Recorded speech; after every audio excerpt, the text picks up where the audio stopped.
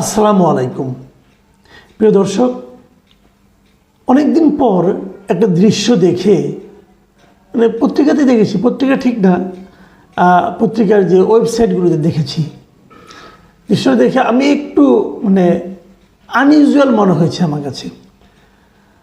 এই ধরনের ঘটনা প্রায়ই হওয়া উচিত, কিন্তু আমরা এখানে দেখতে পাই না। সেটা কি, সেনাকুঞ্জের একটা অনুষ্ঠানে বেগম খালেদা জিয়া আজকে উপস্থিত হয়েছিলেন। এটা ছিল একটা রাষ্ট্রীয় অনুষ্ঠান। সশস্ত্র বাহিনী দিবস উপলক্ষে প্রতি বছরেরই 21শে নভেম্বর সশস্ত্র বাহিনী দিবস পালিত হয় এবং সেই দিবসে বিভিন্ন রাষ্ট্র যারা নাকি পলিটিক্যাল পার্টি লিডাররা আছেন তাদেরকে দাওয়াত করা হয়। তারপর সাবেক যারা নাকি কর্মকর্তা থাকেন তাদেরকে দাওয়াত করা হয়, সরকারে যারা থাকেন তারাও উপস্থিত হন, নানা রকম। তো ডক্টর মোহাম্মদ ইউনূস ছিলেন সেই অনুষ্ঠানে, ওনার সঙ্গে ওনার উপদেষ্টা মণ্ডলের অনেকে ছিলেন, সেনাবাহিনীর কর্মকর্তারা ছিলেন। তার মধ্যে হাজির হয়েছিলেন বেগম খালেদা জিয়া এবং বেগম খালেদা জিয়ার সেনানিবাসের, সেনাকুঞ্জে তো বটেই, সেনানিবাসেই প্রবেশ করলেন প্রায় 12 বছর পর। 2012 সালে উনি সবশেষ এই ধরনের একটা অনুষ্ঠানে উপস্থিত হয়েছিলেন।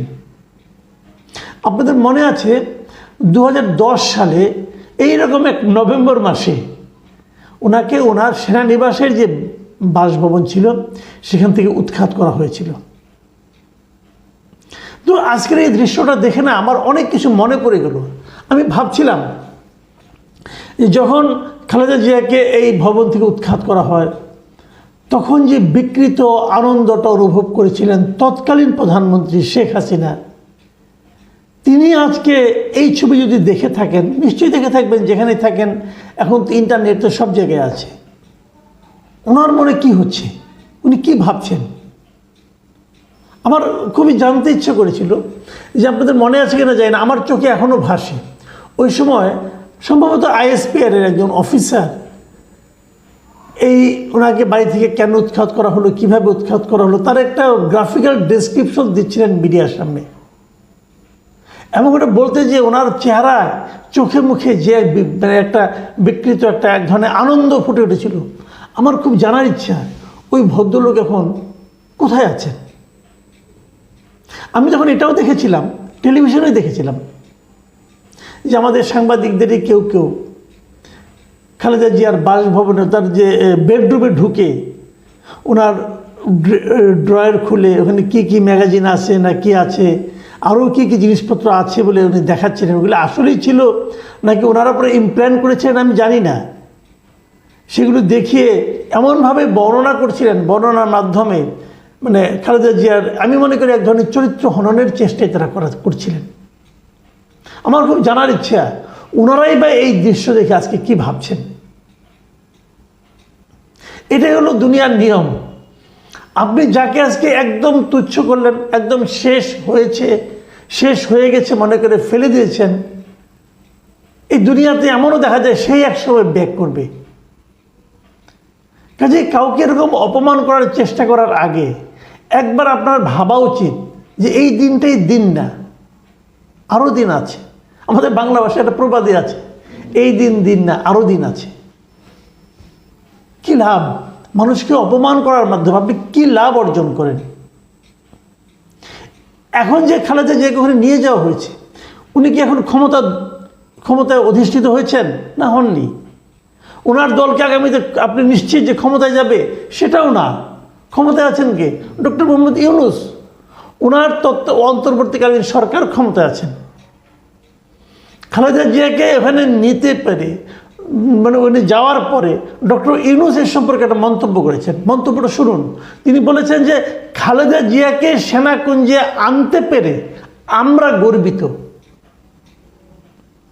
ডক্টর ইউনূস গর্ব অনুভব করছেন যে উনি খালেদা জিয়াকে সেনাকুঞ্জের এই অনুষ্ঠানে আনতে পেরেছেন। এর নাম বিনয়, এর নাম সৌজন্যতা বোধ। আমরা এগুলো আগে দেখিনি। কেবল ডক্টর ইউনূসই না, এই যে ওনার যারা উপদেষ্টা মণ্ডলীতে আছেন 3 জন ছাত্রনেতা, একেবারেই জুনিয়র, বয়সের দিক থেকেও তাদের অনেক খুব বেশি একটা বয়স না, হয়তো এত কম বয়সে অনেকে মন্ত্রী হন না আমাদের দেশে, কিন্তু ওনারা হয়েছেন। দেখুন ওনাদের মনোভাবটা কি। ওনারা কিন্তু একটা ছবি দেখুন আপনারা, আমি যে ছবিটা দেখেছি যে খালেদা জিয়া সোফায় বসে আছেন, পাশে ওই 3 জন ছাত্রনেতা দাঁড়িয়ে আছেন, এবং ওদের দাঁড়ানোর ভঙ্গিটাই বলে দিচ্ছে যে ওনারা কিন্তু যথেষ্ট বিনয়ী এবং যথেষ্ট বিনয়ের সঙ্গে ওনার সঙ্গে কথা বলছেন। আমি বিশ্বাস করে আমি মুগ্ধ হয়ে গেছি। আমি ওদের আচরণ দেখে আমি জাস্ট মুগ্ধ হয়ে গেছি যে আমাদের ছেলেরা বেয়াদব না। আমাদের ছেলেরা জানে এই একজন বয়স্ক মহিলার সঙ্গে, বয়স্ক নারীর সঙ্গে, একজন নেত্রীর সঙ্গে কি আচরণটা করতে হয়। এবং তারপরে নিজস্ব ফেসবুক অ্যাকাউন্টে এই সজীব, আমাদের যে আসিফ মাহমুদ সজীব ভুঁইয়া যিনি আছেন উপদেষ্টা একজন, তিনি কয়েকটা ছবি শেয়ার করেছেন এবং সেখানে বলেছেন, লিখেছেন উনি, আপনাকে এই সুযোগ করে দিতে পেরে আমরা গর্বিত। মানে একই ধরনের ভাষা, কিন্তু আমার কাছে এগুলি ভালো লেগেছে। আমরা আসলে এই ধরনের কিন্তু গত 15 বছর আমরা কি দেখেছি বলেন তো? রাজনৈতিক শিষ্টাচার, রাজনৈতিক ভদ্রতা, এগুলো যারা আমাদেরকে জোর করে ভুলিয়ে দেওয়া শুরু হয়েছিল ব্যক্তিগত প্রতিহিংসা চরিতার্থ করার জন্য। কি না হয়েছে এখানে। খালেদা জিয়াকে যেভাবে জেলে ঢুকানো হয়েছিল, যে মামলায়, এবং তোতা পাখির মতো সারা জাতিকে শোনানো হয়েছিল এতিমের টাকা মেরে খেয়েছে, এতিমের টাকা মেরে খেয়েছে। এই মামলার সম্পর্কে আপনি একটু খবর নিয়েন, কিসের টাকা কে মেরে খেয়েছে। আমার তো মনে হয় এই মামলার সম্পর্কে আপনি যদি একদম আইনের ক খ যারা জানেন তাদেরকেও যদি মামলার পুরো ঘটনাটা আপনারা খুলে বলেন, তারা হাসবে, তারা বলবে এটাও সম্ভব। এই ধরনের একটা মামলায় একজন সাবেক প্রধানমন্ত্রী, বাদ দেন সাবেক প্রধানমন্ত্রী, একজন বয়স্ক নারী এবং অসুস্থ উনি ছিলেন সবসময়, ওনাকে জেলে নিয়ে রাখা যায়? জেলে দিল, তারপর নিম্ন আদালত থেকে 5 বছরের সাজা দিল। মানুষ নিম্ন আদালত থেকে উচ্চ আদালত যখন যায় তখন কি হয়? সাজা কমে। সাধারণত এটাই আমরা দেখি। ওনারটা বেড়ে গেল, বেড়ে 10 বছর করা হলো। এবং এই কাজ যিনি করেছেন তিনি কিন্তু এটা বাড়িয়ে দেওয়ার কারণে পরে উনি প্রমোশনও পেয়েছেন ওই বিচারক। দেশটি এই অবস্থায় চলে গিয়েছিল। আপনাদের নিশ্চয়ই মনে আছে খালেদা জিয়ার এই মামলাগুলো যারা নাকি আইনজীবী ছিলেন, সেই মিস্টার খোরশেদ আলম খান, মুশারফ হোসেন কাজল, দেখতেন না মিডিয়ার সামনে এসে কেমন চিবিয়ে চিবিয়ে কথা বলতেন, এবং খালেদা জিয়াকে কীভাবে, মানে কত বড় খারাপ খালেদা জিয়া, কী পরিমাণ টাকা আত্মসাৎ করেছেন, নানা রকম যুক্তি দিয়ে বোঝানোর চেষ্টা করতেন। আমার মনে আছে একবার একটা টেলিভিশন টক শোতে আমি এই খোরশেদ আলম খানের সঙ্গে ছিলাম, যখন তাকে প্রথম জেলে দেওয়া হলো খালেদা জিয়াকে। জেলে নেওয়ার পর ছিলাম আমি, ওখানে আলোচনা হচ্ছিল। তো আমি ওখানে যাওয়ার আগে আমি তো অত আইন বুঝি না, আমি কয়েকজন আইনজীবীর সঙ্গে কথা বলেছিলাম। আমি বলেছিলাম যে এই ধরনের মামলায় একজন লোককে যদি নেওয়া হয় তাহলে এটা কি জামিন হবে? জামিন হওয়ার কথা। তো উনি বলছিলেন যে এটা একদম জামিনযোগ্য মামলা, এই মামলায় জামিন না হওয়াটাই হলো একটা বিস্ময়ের ব্যাপার। উনি 2 দিনের মধ্যে জামিন পেয়ে যাওয়ানো উচিত। একজন খুব প্রবীণ আইনজীবী আমাকে এই কথাটা বলেছিলেন, কিন্তু আমি ওনার সঙ্গে আলাপ করে এই তথ্যটা জেনেছিলাম।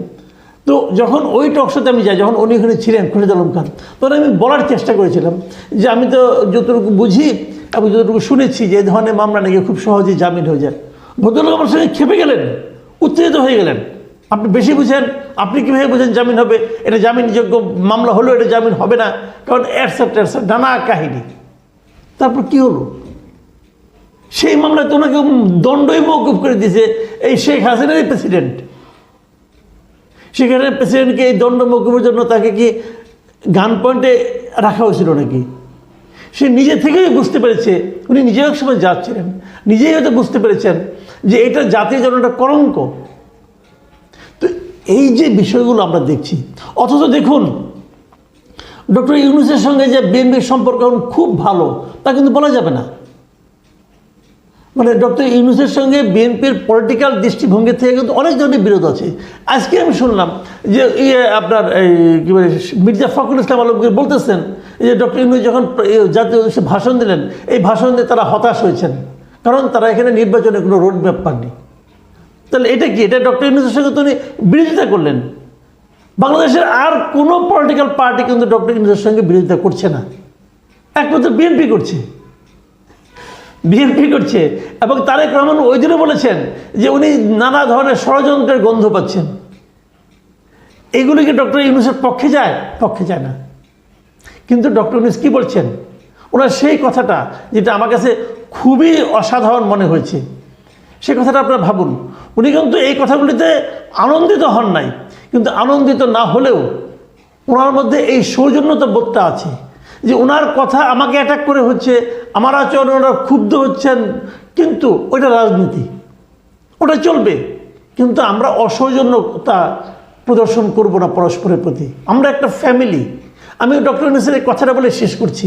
উনি কিন্তু আজকেও বলেছেন, ওই মানে সেনাকুঞ্জের অনুষ্ঠানে যখন বক্তৃতা দেন তখন উনি একটা কথা বলেছেন, আমি এই বক্তৃতায় কোট করি আপনাদেরকে, যে এই নতুন দেশে আমাদের দায়িত্ব সকল মানুষকে একটি বৃহত্তর পরিবারের বন্ধনে আবদ্ধ করা। পরিবারে মতভেদ থাকবে, বাক বিতণ্ডা হবে, কিন্তু আমরা কেউ কারো শত্রু হব না, কাউকে তার মতের জন্য শত্রু মনে করব না। এটা হলো মূল কথা। ফ্যামিলির মধ্যে মতবিরোধ হয় না, ভাই ভাইয়ে মতবিরোধ হয় না, হয় বাবা মায়ের সঙ্গে মতবিরোধ হয়, কিন্তু উনি এটাই বলছেন আমরা একটা পরিবারের মতো থাকব, আমরা কেউ কারোর সঙ্গে শত্রু হয়ে যাব না এই মতের কারণে। আমরা বাকবিতণ্ডা করব, মতবিরোধ থাকবে, তর্ক করব, বিতর্ক করব, কোনো সমস্যা নাই, কিন্তু পরস্পরের শত্রু হয়ে যাব না। এই জিনিসটাই কিন্তু আরও একবার প্রমাণ হলো। আমি ডক্টর ইউনূসকে ধন্যবাদ জানাতে চাই ওনার এই আচরণের কারণে, এই কথার কারণে। সেই সঙ্গে ওনার মতো করে, যেমন উনি খালেদা জিয়া নিয়ে বলেছেন যে উনি ওনার সুস্বাস্থ্য কামনা করেন, আমিও বেগম খালেদা জিয়ার সুস্বাস্থ্য কামনা করি। আমি চাই উনিও যেন দেখে যান যে আমরা একটা পরিবারে রূপান্তরিত হতে পেরেছি। প্রিয় দর্শক, এখন এই পর্যন্তই। আল্লাহ হাফেজ।